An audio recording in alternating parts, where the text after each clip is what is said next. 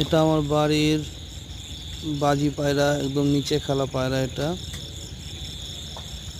দেখো, এরকম আমার অনেক পায়রা আছে, বাজি খেলে নিচে, বাজি মারে একদম নিচে খেলে। এটা একটা পায়রা আমাকে একজন গিফট করেছিল, একজোড়া বাচ্চা, কলকাতা থেকে। এখন আমার কাছে আছে, বড় হয়ে গেছে।